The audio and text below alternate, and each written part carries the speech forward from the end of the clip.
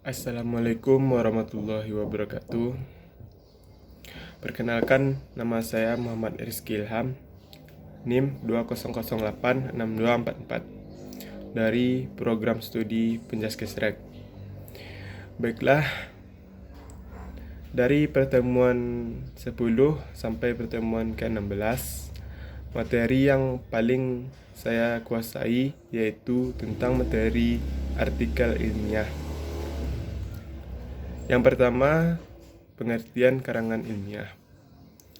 Karangan ilmiah adalah laporan tulis dan diterbitkan yang memaparkan hasil dari penelitian atau pengkajian yang telah dilakukan oleh seseorang atau sebuah tim dengan memenuhi kaidah dan etika keilmuan yang dikukuhkan dan ditaati oleh masyarakat.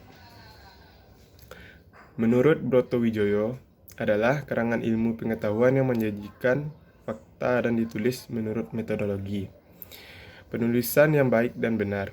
Jadi, karangan ilmiah adalah suatu tulisan yang di dalamnya membahas suatu masalah yang dilakukan berdasarkan penyidikan, pengamatan, pengumpulan data yang didapat dari suatu penelitian, baik penelitian lapangan, tes laboratorium, ataupun kajian pustaka, dan dalam memaparkan dan menganalisis data yang harus di pemikiran ilmiah. Lanjut yang kedua, ciri-ciri karangan ilmiah. Ciri-ciri karangan ilmiah yaitu yang pertama sistematis. Artinya mengikuti pola pengembangan tertentu. Misalnya pola urutan, klasifikasi, kausalitas, dan sebagainya. Yang kedua, objektif. Artinya pembahasan suatu hasil penelitian sesuai dengan yang teliti. Yang ketiga, cermat, tepat, dan benar. Dan yang keempat, tidak persuasif, argumentatif, dan emotif. Yang kelima, netral. Artinya tidak mengejar keuntungan sendiri atau pihak tertentu. Yang keenam, tidak melebih-lebihkan sesuatu. Lanjut, yang ketiga, macam-macam karangan ilmiah. Ada beberapa macam-macam karangan ilmiah, berikut diantaranya. Yang pertama, laporan penelitian. Laporan yang ditulis berdasarkan penelitian. Misalnya, laporan penelitian yang didanai oleh fakultas dari universitas. Laporan ekskavasi arkeologis yang dibiayai oleh Departemen Kebudayaan dan sebagainya. Yang kedua, skripsi. Tulisan ilmiah untuk mendapatkan gelar akademik sarjana strata 1. Yang kedua, tesis. Tulisan ilmiah untuk mendapatkan gelar akademik strata 2, yaitu master. Yang keempat, disertasi. Tulisan ilmiah yang mendapatkan gelar akademik strata 3, yaitu doktor. Yang kelima, surat pembaca. Surat yang berisi kritik dan tanggapan terhadap isi suatu tulisan. Yang keenam, laporan kasus. Tulisan yang mengenai kasus-kasus yang ada dilandasi oleh teori. Lanjut yang keempat, jenis karangan ilmiah. Yang pertama, karangan ilmiah.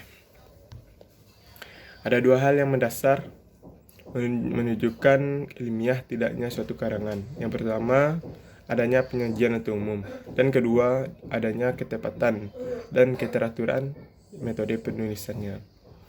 Yang dimaksud dengan fakta umum adalah fakta yang dapat dibuktikan kebenarannya atau dapat diuji sejauh mana fakta itu dapat diterima. Bila sebaliknya, maka fakta itu gagal dan akan tersisih. Contoh fakta umum yang bernilai ilmiah yaitu setetes air itu terdiri dari sejumlah molekul, terdiri dari 2 atom hidrogen atau 1 atom oksigen. Lanjut, yang kedua, karangan non-ilmiah. Keilmiahan suatu karangan ditentukan oleh adanya fakta umum dan penulisan yang benar apabila fakta yang disajikan ialah fakta pribadi, bukan fakta umum, serta ditulis berdasarkan metodologi dengan benar. Maka hasilnya disebutkan karangan non-ilmiah. Karya non-ilmiah adalah karangan yang menyajikan fakta pribadi tentang pengetahuan dan pengalaman dalam kehidupan sehari-hari. Bersifat subjektif, tidak didukung fakta umum, dan biasanya menggunakan gaya bahasa yang populer atau biasa digunakan, tidak terlalu formal. Lanjut yang ketiga, karangan ilmiah populer. Istilah karangan ilmiah populer muncul karena cara penyajiannya berbeda dengan karangan ilmiah. Penambahan kata populer ditinjau dari segi kepada siapa karangan itu ditunjukkan. Jelasnya karangan itu ditunjukkan kepada masyarakat umum. Karena itu bahasanya cenderung mudah dipahami oleh ilmiah populer adalah majalah, surat kabar, dan buku-buku yang memang pandangannya untuk keperluan orang banyak atau masyarakat luas. Yang keempat, karangan tidak ilmiah. Suatu karangan tidak dikatakan tidak ilmiah bila tertulis berdasarkan metodologi penulisan yang benar. Artinya, walaupun yang disajikan dalam karangan itu fakta umum, tanpa ditulis dengan prosedur tertentu, tidak ilmiah lah karangan tersebut. Cara penulisan adalah inti dari keilmiahan suatu karangan dan disusun secara sistematis. Lanjut, yang ke 5. Tujuan karangan ilmiah. Untuk melatih mengungkapkan pemikiran atau hasil penelitian dalam bentuk tulisan ilmiah yang sistematis dan metodologis. Yang kedua, menumbuhkan etos ilmiah di kalangan mahasiswa, sehingga tidak hanya dapat menjadi konsumen ilmu pengetahuan, tetapi juga mampu menjadi penghasil atau produsen pemikiran dan karya tulis dalam bidang ilmu pengetahuan, terutama setelah penyelesaian studinya. Yang lanjut, yang ketiga, karya ilmiah yang telah ditulis itu diharapkan menjadi cara transformasi pengetahuan antara sekolah dan masyarakat atau orang-orang berminat membacanya. Yang keempat, membuktikan potensi dan wawasan ilmiah yang dimiliki mahasiswa dan menghadapi dan menyelesaikan masalah dalam bentuk karya ilmiah setelah yang bersangkutan memperoleh pengetahuan dan pendidikan dari jurusannya. Yang kelima, melatih kemampuan dan keterampilan dasar untuk melakukan penelitian.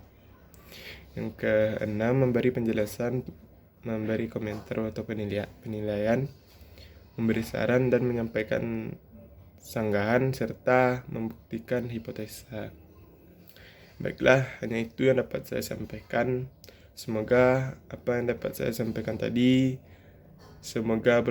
bermanfaat untuk kepada kita semua. Lebih kurangnya mohon maaf. Assalamualaikum warahmatullahi wabarakatuh.